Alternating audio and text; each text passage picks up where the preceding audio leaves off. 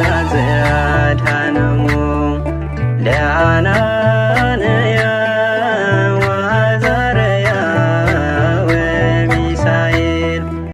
በስመ አብ ወወልድ ወመንፈስ ቅዱስ አሐዱ አምላክ አሚን። ሰላም አምላክ ምሳኹም ይኹን። ክቡራት ኣሕዋትና ሓትን ደቂ ተዋህዶ ናይ ቤት ኣርሴማ ዩቱብ ቻናል ተኸታተልቲ ከመይ ቀኒኹም? እግዚአብሔር ይመስገን ኢልና ክነመስግነው እስካብዛ ሰዓት ያን ደቂቃን ብሰላም ብጥዕና ገይሩ ስለ ዘጽንሐና ሉሎ ባህሪ እግዚአብሔር ኣምላኽና ክብርን ምስጋናን ይብጽሕ እዩ። እሺ ፍቁራተይ ኣብዚ ሓለፈ ኦሪት ዘፍጥረት እስካብ ምዕራፍ 30 ርኢና ነርና። ሎማዓንቲ ደሞ ዘፍጥረት 31 32 እንታይ እዩ ዝብል ክንርኢና። ነዚ ቻናል ሓደሽ ዝኾንኩም ኣሕዋትና ሰብስክራይብ ብምግባር ቤተሰብ ኩኑ፣ ተኸታተልትና ዝኾንኩም ደሞ የኽብረልና እናበልኩ ነዚ ቪድዮ በላይክ ጀምርዎ ናእኸብለኩም። ዘፍጥረት ምዕራፍ 31 ያዕቆብ ካብ ላባ ከም ዝሃደመ ኢሉ ዝጅምር። ደቂ ላባ እቲ ናይ ኣቦና ዝነበረ ኩሉ ያዕቆብ ወሲድዎ፣ ኩሉ እዚ ሃፍቲ እዚ ከዓ ካብ ኣቦና ዝረኸቦ እዩ ኢሎም ክዛረቡ እንተለዉ ያዕቆብ ሰምዐ። ገጽ ላባውያን ከም ቀደሙ ከም ዘይኮነ ረአየ። እግዚአብሔር ከዓ ንያዕቆብ ናብ ምድሪ ኣቦታትካን ናብ ዓሌትካን ተመለስ፣ ኣነ እውን ምሳኻ ክኸውን እየ በሎ። ያዕቆብ ድማ ልኢኹን ራሄልን ልያን ናብቲ መጓስኡ ዝነበረኦ በረኻ ፀውዐን፣ ከምዚ እውን በለን፣ ገጽ ኣቦኻትክን ከም ቀደሙ ኣባይ ጽቡቕ ከም ዘይኮነ እርኢ ኣለኹ። ኣምላኽ ኣቦይ ግና ምሳይ ነይሩ እዩ። ነቦኻትክን ብሙሉእ ሓይለይ ከም ዘገልገልክዎ እውን ንስኻትክን ትፈልጣ ኢኸን። ኣቦኻትክን ግና ዓሶይ 10,000 እናለዋወጠ ሸፈጠኒ። ዝኾነ ይኹን እግዚአብሔር ክፉእ ክገብረኒ ኣይፈቐደሉን። ንሱ ውርውራይ ዝኾና ዓስብኻ ይኾና ምስ በለኒ፣ ኩለን መጓሰይ ውርውራይ ወለዳ። ዓስብኻ ብሩህታት ይኾና ምስ በለኒ ከዓ ኩለን መጓሰይ ብሩህታት ወለዳ። ስለዚ እግዚአብሔር ጥሪት ኣቦኽን ኣግዲፉ ንኣይ ሃበኒ። በቲ እተን መጓሰ ዝስረራሉ ግዜ ሓለምኩ፣ እንሆ እቶም ነተን መጓሰ ዝሰርውን ተባዕትዮ ብሩህታት ዝንጉርጉርን ውርውራይን ከም ዝነበሩ ረኣኹ። መልኣክ እግዚአብሔር ድማ ብሕልሚ ያዕቆብ ኢሉ ፀውዐኒ። ኣነ ከዓ እኒሄኹ በልኩ። ንሱ እውን ዓይንኻ ቋሕ ኣብል እሞ እንሆ እዞም ነዘን መጓሰ ዝሰርዎን ዘለዉ ኩሎም ተባዕትዮ ብሩህታት ዝንጉርጉርን ውርውራይን ከም ዝኾኑ ረአ። እዚ ከዓ ነቲ ላባ ዝበደለካ ስለ ዝረኣኹ እየ። እቲ ሓወልቲ ዝቀብአ ኩሉ ኣብኡ ድማ መብፅዓ ዝተመፀዋዕካለይን ኣምላኽ ቤቴል ኣነ እየ። ሕዚ ተስ እሞ ካብዚ ሃገር እዚኣ ወፂኻ ናፍታ ዝተወለድካላ ምድሪ ተመለስ በለኒ በለን። ራሄልን ልያን ከዓ ደጊምዶ ኣብ ቤተ ኣቦና ግደ ወይ ርስቲ ሃልዩና ንኣና ሸይጡ ዋጋና ካብ በልዐኸ ከም ጓነት ዶ ቆፂሩና ኣይኮነን? እቲ እግዚአብሔር ካብ ኣቦና ዝወሰዶ ኩሉ ሃፍቲ ናትናን ናይ ደቅናን እዩ። ሕዚ ከዓ ኩሉ እግዚአብሔር ዝበለካ ግበር ኢለን መለሳሉ። ሽዑ ያዕቆብ ተለዓለ፣ ንደቁን ነንስቱን ኣብ ኣግማል ኣቐመጦም። ናብ ኣቦ ይስሐቅ ናብ ምድሪ ከነኣን ክኸይድ ኩሉ መጓስኡ ምስቲ ኩሉ ኣብ መንጎ ክልተ ሩባታት እንተሎ ዘጥረዮ ሃፍቲ ሒዙ ከደ። ላባ ፀጉሪ ኣባጊዑ ክቆርፅ ከይድዎ ነበረ። ሽዑ ራሄል ጣዖታት ኣቦኣ ሰረቀት። ያዕቆብ ድማ ነቲ ሶርያዊ ላባ ከም ዝኸይድ እንተይነገረ መሊቑ ከደ። ዘለዎ ኩሉ ሒዙ እውን ሃደመ። ሩዋ ተሳጊሩ ድማ ጉዕዝኡ ናብ እምባ ገልዓድ ኣቢሉ ኣቕንዐ። ላባ ንያዕቆብ ከም ዝሰዓቦ። ኣብ ሳልሰይቲ መዓልቲ ከዓ ያዕቆብ ከም ዝሃደመ ንላባ ነገርዎ። ሽዑ ኣዝማዱ ሒዙ ደድሕሪኡ መንገዲ 7 መዓልቲ ሰዓቦ። ኣብ እምባ ገልዓድ ድማ ኣርከቦ። እግዚአብሔር ግና ብሕልሚ ለይቲ ናፍቲ ሶርያዊ ላባ መጺኡ ንያዕቆብ ጽቡቕ ኮነ ክፉእ ከይትዛረቦ ተጠንቀቕ በሎ። ያዕቆብ ድንኳኑ ኣብ እምባ ተኸይድዎ ነበረ። ላባ ድማ ኣርከቦ። ምስ ሰቡ ከዓ ድንኳኑ ኣብ እምባ ገልዓድ ተኸለ። ላባ ከዓ ንያዕቆብ ከምዚ በሎ፣ እንታይ ግብሩ ኢኻ ዝገበርካ? ናይ ኣታሊልካዶ ንዋልደይ ኣብ ውግእ ከም ዝተማረኻ ኮብኮብካየን? ስለምንታይ ብስውራ ሃደምካ? ካባይ ከዲዕካ ኮብለልካ?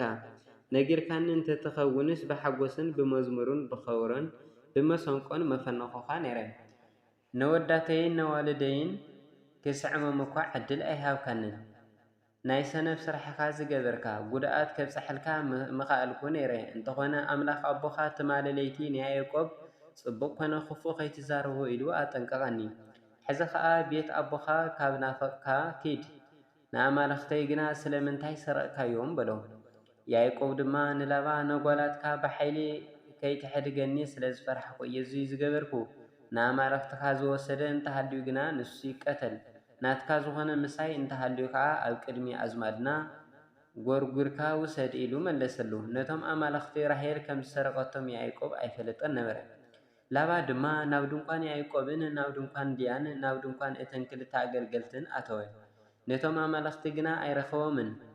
ካብ ድንኳን ልያ ወፂኡ ድማ ናብ ድንኳን ራሄል ኣተወ። ራሄል ከዓ ነቶም ጣዖታት ወሲዳ ኣብ ትሕቲ ኮርቻ ግመል ኣንቢራም ኣብ ልዕሊኦም ኮፍ በለት።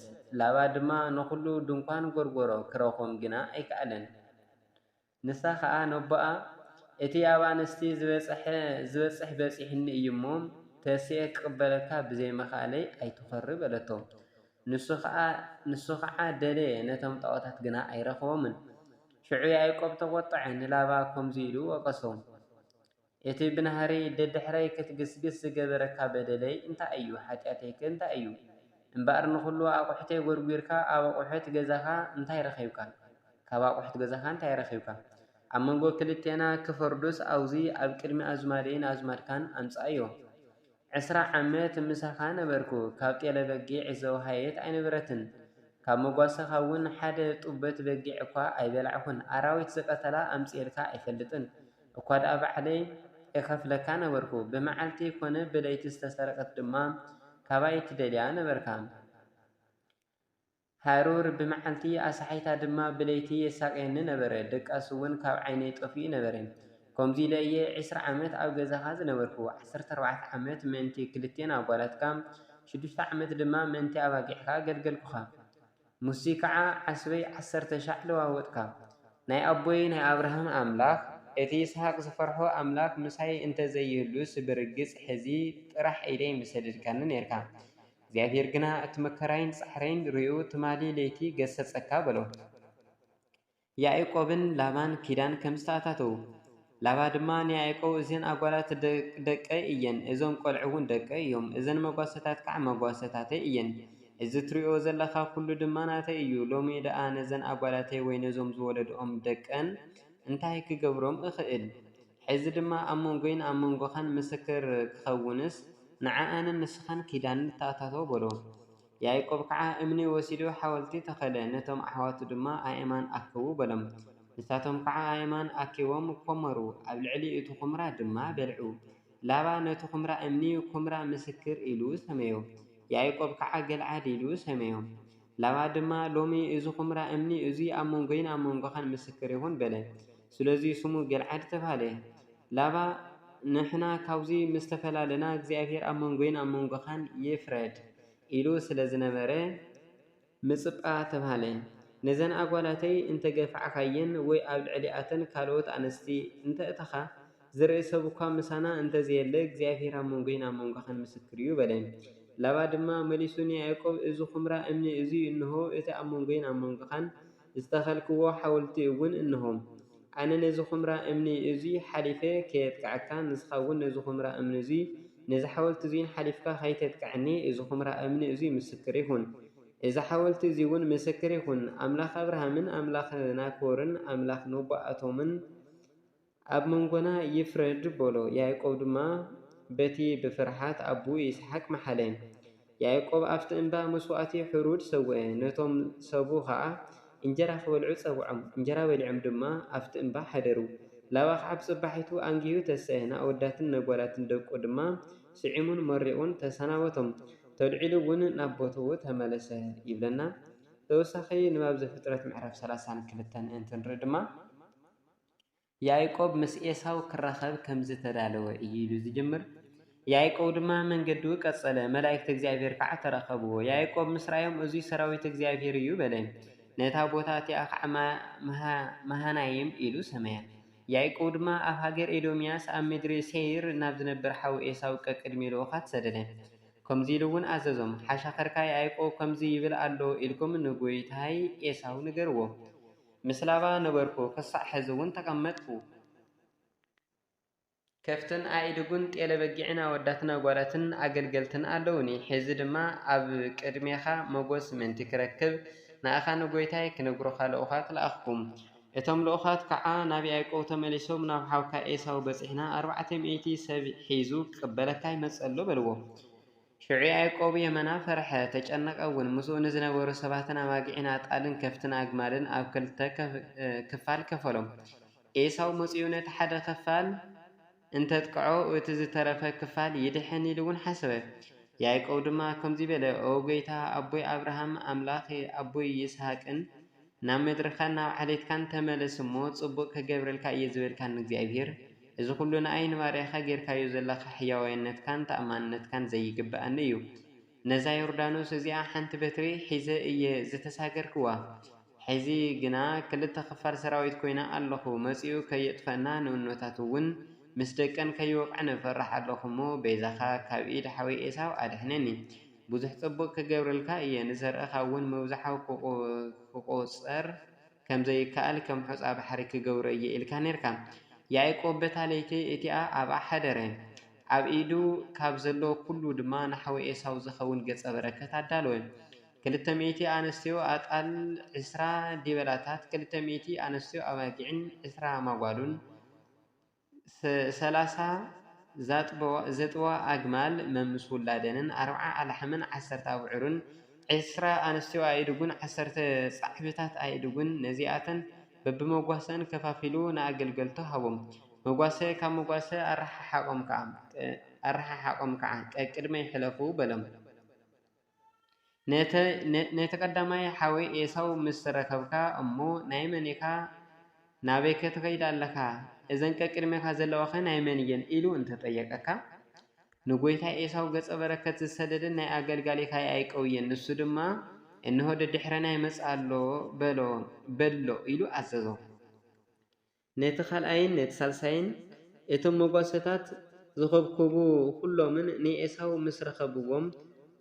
ምስ ረኸብኩምዎ ከምኡ በልዎ ኢሉ ኣዘዞም ብፍላይ ኣገልጋሊካ ያዕቆብ እንሆ ደድሕረና ይመጽእ ኣሎ ምባል ኣይትረስሑ ያዕቆብ በዚ ቀቅድመይ ዝኸይድ ዘሎ ገጸ በረከት ከዝሕሎ እየ ድሕሪኡ ከዓ ገጹ እርኢ ምናልባሽ ብጽቡቕ ይቅበለኒ ይኸውን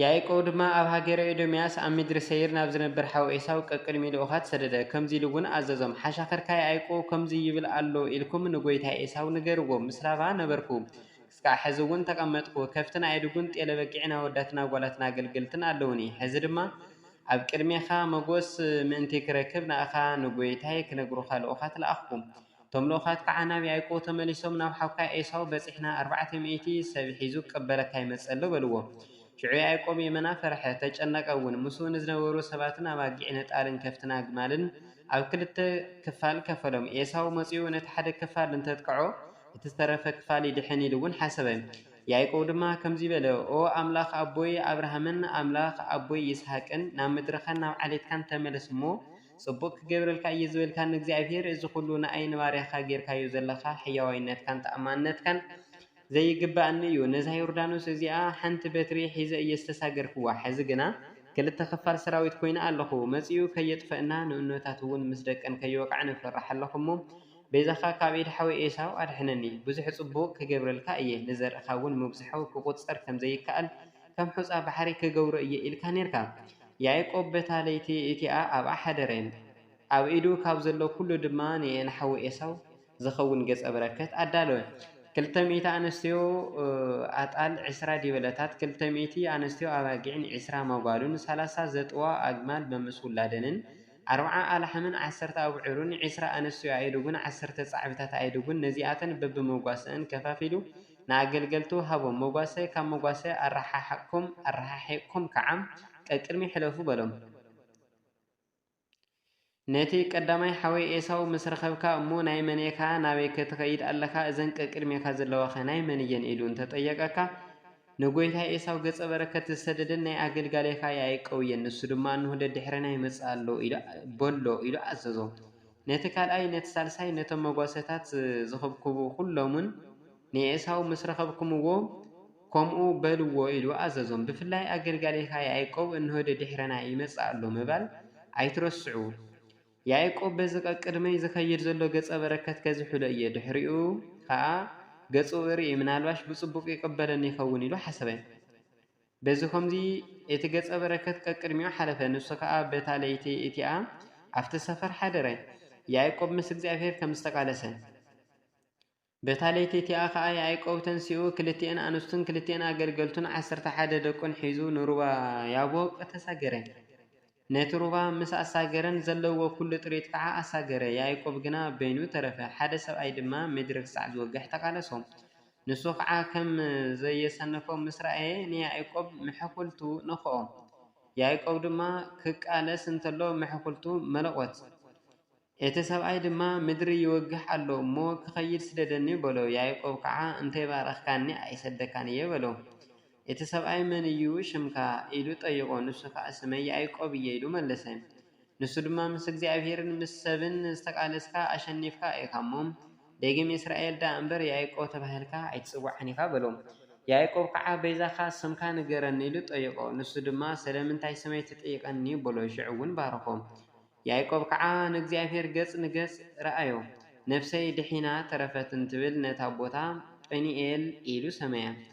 ካብ ጵኒኤል ክላዓል እንተሎ ፀሓይ በረቀቶ። ምሕኩልቱ መሊቋ ስለ ዝነበረት ከዓ ይሕንክስ ነበረ። ያዕቆብ ኣብቲ መፈላለይ ምሕኩልቱ ስለ ዝተወቅዐ ደቂ እስራኤል ክስካዕ ሎሚ ጅማት መፈላለይ ምሕኩልቲ ሹሉዳ ኣይበልዑን እዮም ይብለና። ተወሳኺ ንባብ ዘፍጥረት ምዕራፍ 33 ይቀጽል። ወስብሐት ለእግዚአብሔር ልዑል ወለወላዲቱ ድንግል ወለመስቀሉ ክቡር አሜን።